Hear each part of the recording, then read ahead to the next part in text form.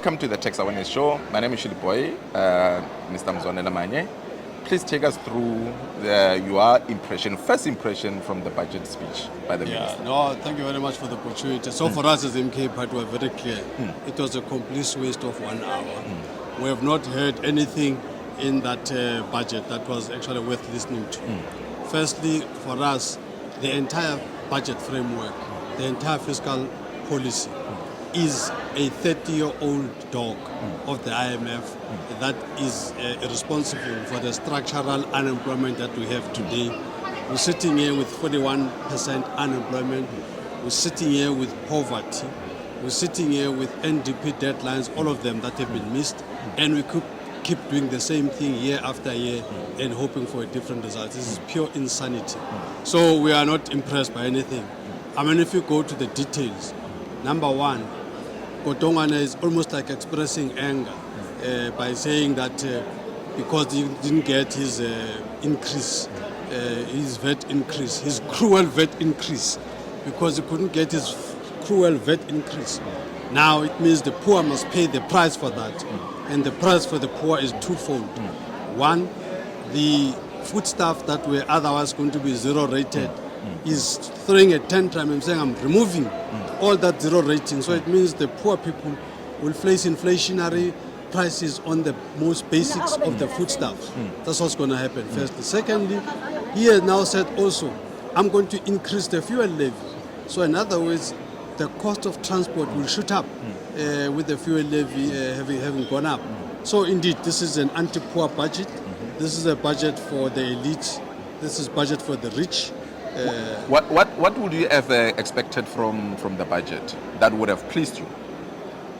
What would have expected in this budget? Well, we didn't expect anything because we are saying the entire thing is rotten. The kind of budget that is required will never be delivered by Mzwanele, this administration, and the current fiscal policy. It will never. The whole thing must change. The budget framework we have has got neo-colonial austerity elements. That must go. You need an expansionary type budget. We need a developmental budget. That's what we need. And for that to happen, policy must change. You can't have a situation where we're sitting here with debt service costs that are the biggest line item. And it's almost like it's actually the top slice. When you do the division of revenue, the first thing that you must do before you move, pay for the debt service costs. And we continue to borrow, and this government has got no plans in terms of improving the economy. So it means we are going to be a debt-ridden country until the cows come home. So this is a policy issue. There seems to be a lack of broader consultative process towards building up towards the first budget tabling, which is something that I think National Treasury have learned from that. What would you like to see when it comes to consultative processes towards budget tabling? I don't think you're hearing me. I'm saying to you the entire infrastructure is rotten.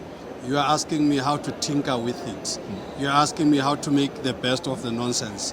I'm saying to you, chuck the whole thing up. This is what I'm saying to you. No amount of consultation will help. This thing was consulted widely. People have told him, 99% of the people in the previous budget 2.0 told him that this is not going to work, this is not going to work. They don't listen, these people. And the reason they don't listen is because they are puppets of the West. They have to do what they've been instructed to do. So this thing called consultation is nothing but a charade. It's nothing but just a tick box exercise.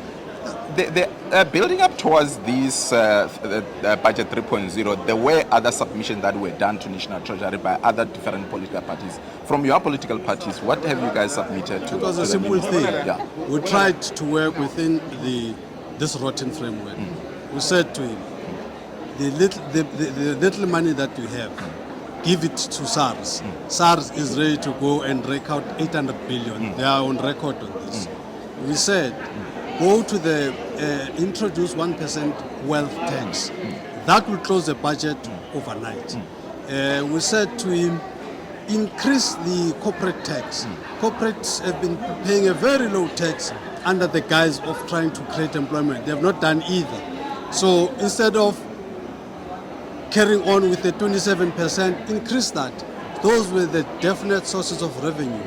We all those sources said, we should come out of this thing of normalizing irregular expenditure, because that's where corruption is. So if you stem that out, already there's money to the fiscals. We said to him, look into the transfer pricing.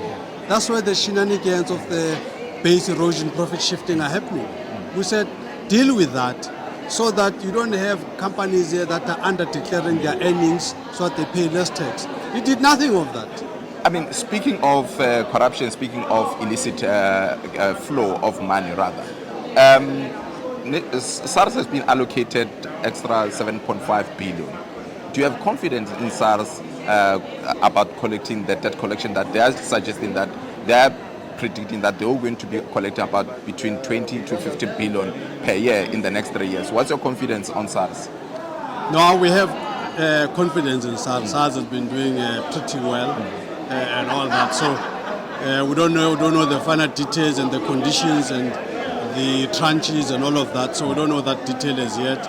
But SARS is a credible institution. So whatever SARS says, whatever SARS puts its mind on, we're confident that SARS can achieve. Okay. Thank you so much, Mr. Mzwanele Manyi.